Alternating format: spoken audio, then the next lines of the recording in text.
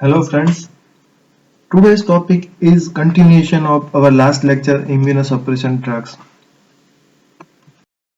In the part 1 of immunosuppression drugs, we have discussed what is immunity, types of immunity including innate immunity and adaptive immunity, how adaptive immunity is induced, classification of immunosuppression drugs, and one group we have discussed from this classification, that is immunophilin ligands, which include calcineurin inhibitors and mTOR inhibitors. The next group of immunosuppression drugs is anti-proliferative drugs. They are also called cytotoxic drugs. The drugs includes azathioprine, methotrexate, mycophenolate mofetil, leflunomide, and cyclophosphamide. So let us start with the azathioprine. Azathioprine is purine antimetabolite. The mechanism of action of azathioprine is inhibition of de novo purine synthesis.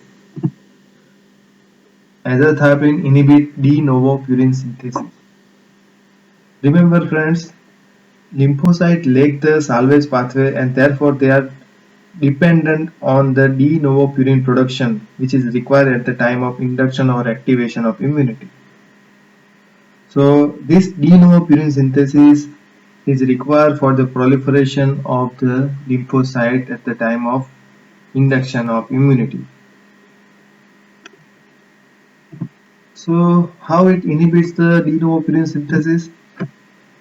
Azathioprine is a prodrug which is converted to 6-mercaptopurine. So azathioprine is a prodrug of 6-mercaptopurine, and this 6-mercaptopurine is converted to 6-thioinosine monophosphate, and this 6-thio-IMP inhibit the de novo purine synthesis, which is important for the proliferation of the T lymphocyte because proliferation of lymphocyte because lymphocyte lack the salvage pathway for the purine synthesis. So they are dependent on the de novo purine synthesis, and by inhibiting de novo purine synthesis, the azathioprine inhibit the lymphocyte proliferation. 6-thio-IMP is also converted to 6-thio-GMP and which is incorporated with the DNA and RNA and makes the DNA RNA non-functional. So culminating effect of the azathioprine is inhibition of de novo purine synthesis as well as making the DNA RNA non-functional. Thereby they inhibit the lymphocyte proliferation, which is required at the time of induction of immunity. So thereby they inhibit the lymphocyte proliferation. In short, azathioprine inhibit the de novo purine synthesis and thereby inhibit the lymphocyte proliferation. Important pharmacokinetic of azathioprine. As we know, azathioprine is converted to 6-mercaptopurine. This 6-mercaptopurine is metabolized by the oxidation with the help of enzyme xanthine oxidase to 6-thiouric acid, which is inactive, and metabolites as well as the drug is excreted in the urine. Now, important enzyme for the metabolism of azathioprine as well as 6-mercaptopurine is xanthine oxidase, which convert the active drug to inactive form.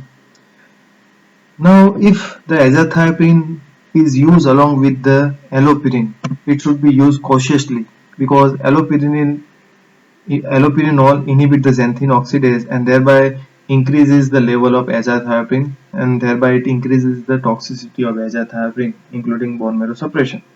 So whenever azathioprine is used along with the allopurinol, the dose of the azathioprine should be reduced to 1/4 to 1/3. So azathioprine is used cautiously with the allopurinol. Adverse drug reaction of the azathioprine. As it inhibits the de novo purine synthesis, it affects the bone marrow. So first important side effect of azathioprine is bone marrow suppression. The leukopenia is more common as compared to thrombocytopenia. Thrombocytopenia is less common and anemia is very less. So leukopenia is more common with azathioprine,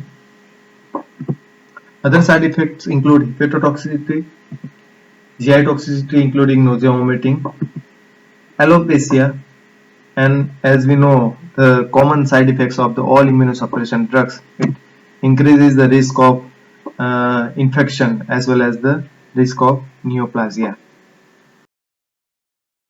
Therapeutic uses of azathioprine. It is used in combination with the other immunosuppression drugs for the prevention of organ transplant rejection. Other uses of the azathioprine are SLE, rheumatoid arthritis, Crohn's disease, and idiopathic thrombocytopenic purpura and autoimmune hemolytic anemia. And the next drug is methotrexate. Methotrexate is folate antagonist. Uh, Before going into the deep of methotrexate, one important point to be noticed that purines and pyrimidines are the building blocks of the DNA, and thereby purines and pyrimidines are important for the production of various key proteins and also important for the cellular proliferation.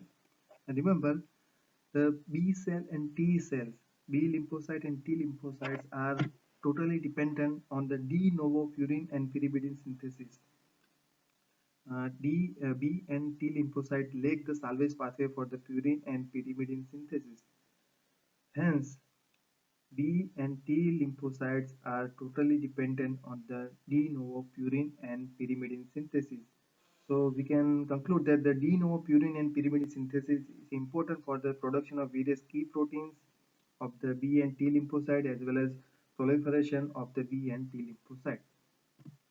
Now comes to the mechanism of action of methotrexate. The methotrexate is folate antagonist. The dietary folic acid and folic acid produced from the intestinal flora will convert it into the dihydrofolic acid and subsequently to the tetrahydrofolic acid with the help of enzyme dihydrofolate reductase. And this tetrahydrofolate is important for the 1 carbon transfer process, which is important process for the de novo synthesis of the thymidylate, that is DTMP, as well as purine nucleotide of the adenine and guanine, and amino acid methionine and serine. So this de novo synthesis of the thymidylate, nucleotide of adenine and guanine, as well as methionine and serine, is important for the production of nucleic acid, DNA, RNA, and various key protein important for the cytochrome production as well as the cellular proliferation of the B and T lymphocytes. Now, methotrexate is a inhibitor of the dihydrofolate reductase enzyme. So by inhibiting the dihydrofolate reductase, it inhibits the formation of tetrahydrofolate, which is important for the 1 carbon transfer process. So ultimately, methotrexate inhibits the de novo synthesis of thymidylate, purine nucleotide, and amino acid serine and methionine, and thereby it inhibits the metabolic process for the formation of DNA, RNA, and key protein for the cytokine production and cellular proliferation of B and T cells. So in short, the methotrexate is inhibitor of dihydrofolate reductase, and by inhibiting dihydrofolate reductase, it inhibits the generation of tetrahydrofolic acid, which is important for the synthesis of RNA, DNA, and key proteins involved in the cytokine production and cellular proliferation. So by inhibiting DNA, RNA, key proteins, methotrexate inhibits the cytokine production and cellular proliferation of the B and T cell, leads to uh, inhibition of immunity, that is cellular immunity. We can say immunosuppression. So this is a mechanism of action of methotrexate. Now comes to the adverse drug reaction and uses of methotrexate. Uh, Important adverse effect of the methotrexate is bone marrow suppression. At the low dose, it causes megaloblastic anemia, and at at higher doses, it leads to pancytopenia, including leukopenia and thrombocytopenia. Other common side effect is mucositis, and diarrhea. Desquamation of the intestinal epithelium is very common, so it may lead to GI bleeding. So this is about the adverse effect of the methotrexate. Now comes to the use of the methotrexate. Immunosuppressive use of the methotrexate are it is used in graft versus host disease reaction. Methotrexate is one of the first line drug for the rheumatoid arthritis and psoriasis, and it is also used in Crohn's disease. Methotrexate having anti-cancer use like ALL, non-Hodgkin lymphoma. It is a drug of choice for the choriocarcinoma as well as bladder cancer, breast cancer, and head and neck cancer. So these are the anti-cancer use of methotrexate.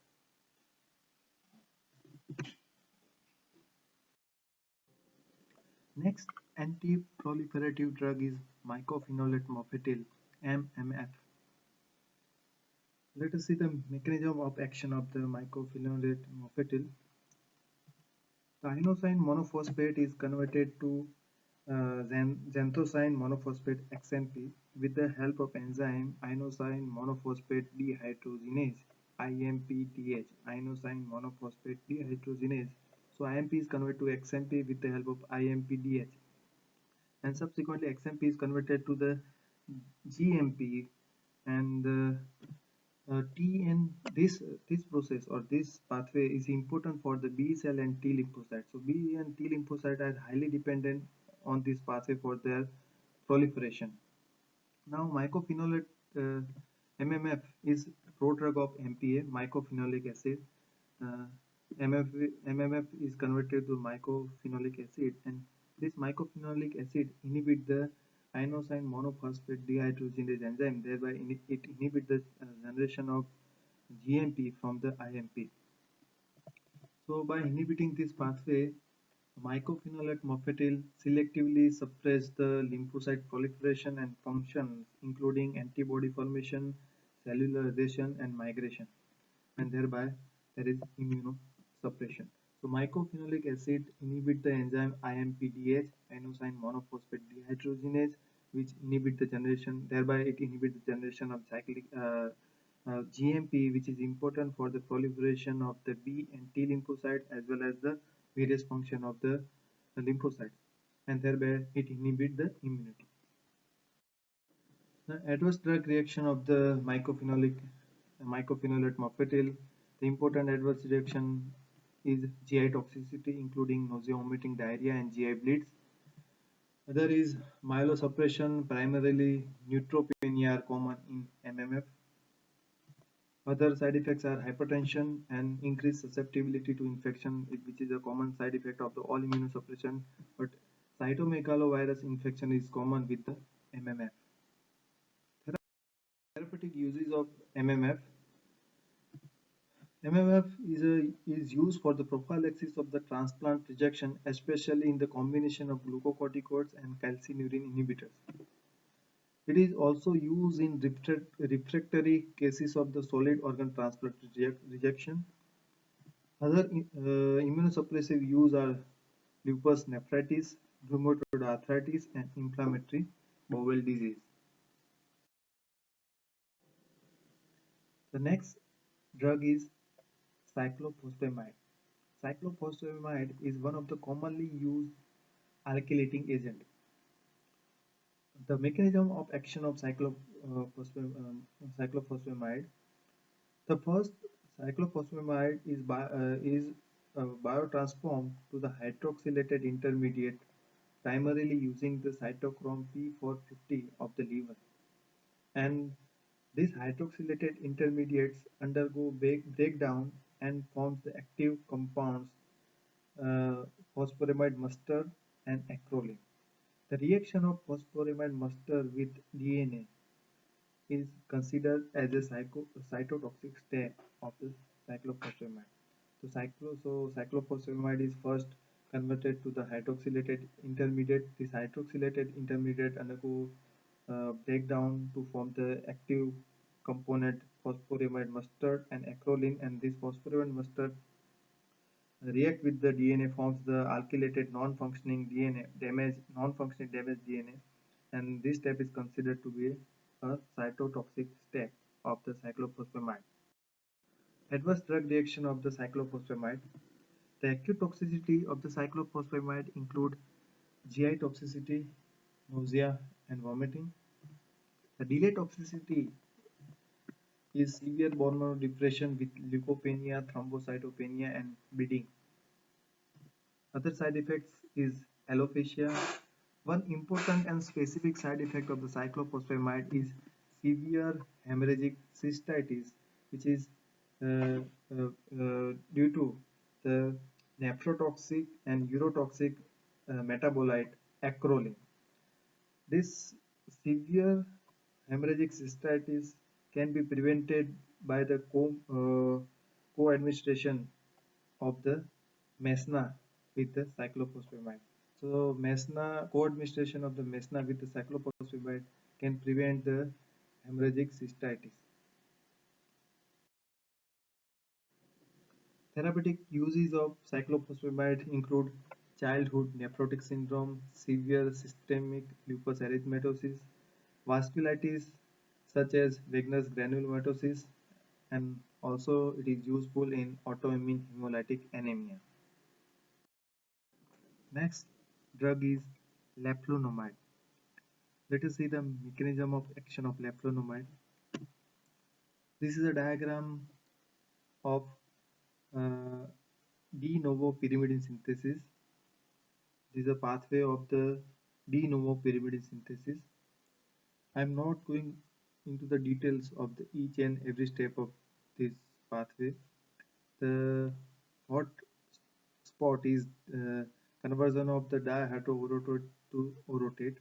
The dihydroorotate is converted to the orotate with the help of enzyme dihydroorotate dehydrogenase, and this orotate is used for the synthesis of the pyrimidine.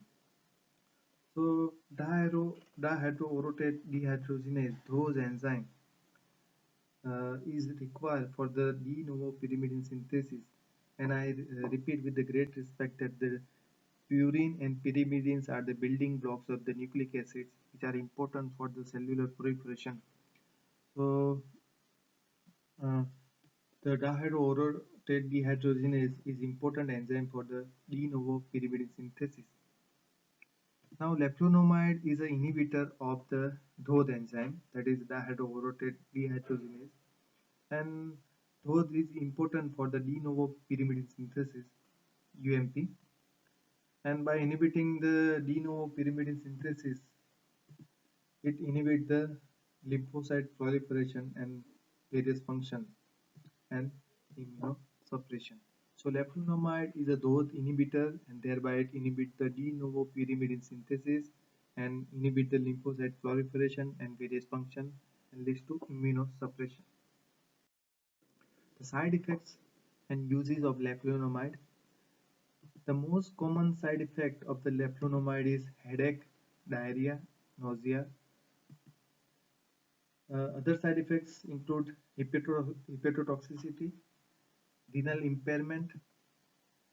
Leflunomide is teratogenic, so it is contraindicated in the pregnancy, and cardiovascular side effect includes precipitation of the angina attack and uh, increase in heart rate. Therapeutic use. Currently, leflunomide is approved only for the rheumatoid arthritis. So these are the toxicity and therapeutic uses of leflunomide. Next molecule is fingolimod. It is a prodrug and it belongs to newer group of the drugs, that is sphingosine 1-phosphate receptor agonist, S1PR agonist. S1PR is uh, is an important receptor to control the release of lymphocyte from the lymphoid tissue such as lymph node, thymus, and Peyer's patches to the peripheral circulation and central nervous system. So S1PR receptor control the release of lymphocyte from the lymphoid tissue. So by agonistic action of fingolimod on S1PR receptor, it limits the release of lymphocytes from the lymphoid tissue, especially at the site of inflammation and organ graft. So fingolimod sequestered the host lymphocyte into the lymph node and pair patches and thus away from the circulation, especially at the site of inflammation and organ graft and CNS. So thus this action protects the graft from the T cell mediated attack. Fingolimod does not impair the function of B cell as well as T cell. It just limits the circulatory lymphocytes from the lymphoid tissue to circulation. The only approved use of fingolimod is multiple sclerosis. The toxicity of the fingolimod are uh, it causes reversible lymphopenia because it limits the it inhibits the release of lymphocytes from the lymphoid tissue, but it is reversible. Fingolimod has negative chronotropic effect on the heart, so it causes bradycardia.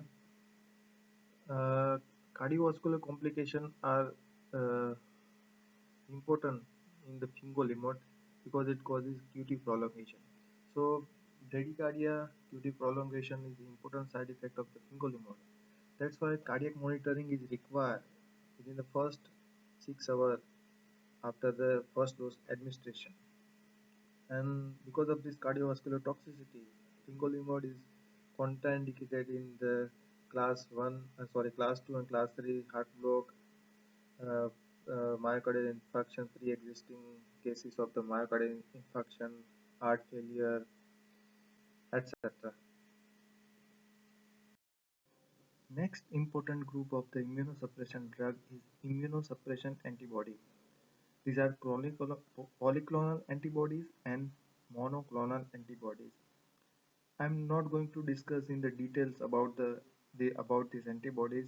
I will just enumerate the names and the use of the antibodies. First is polyclonal antibodies, which includes anti-thymocyte and anti-lymphocyte antibody. They are used for the induction of immunosuppression in the organ transplantation. Anti-Rho or anti-D immunoglobulin, which is used to prevent the erythroblastosis fetalis, that is Rh hemolytic disease in the future offspring, and anti-D immunoglobulin is used in the Rh negative mother who deliver the Rh positive baby. So subsequent Rh hemolytic disease in the future offspring can be prevented. Intravenous immunoglobulin (IVIG) is one of the first-line drugs for the Kawasaki disease, Guillain-Barré syndrome, and myasthenia crisis. Monoclonal antibodies. Anti-CD52 drug is alemtuzumab, which is used for graft versus host disease, CLL, and multiple sclerosis. Anti-CD3 nirsevimab is used for acute graft rejection. Currently, nirsevimab is no longer marketed because of severe side effects.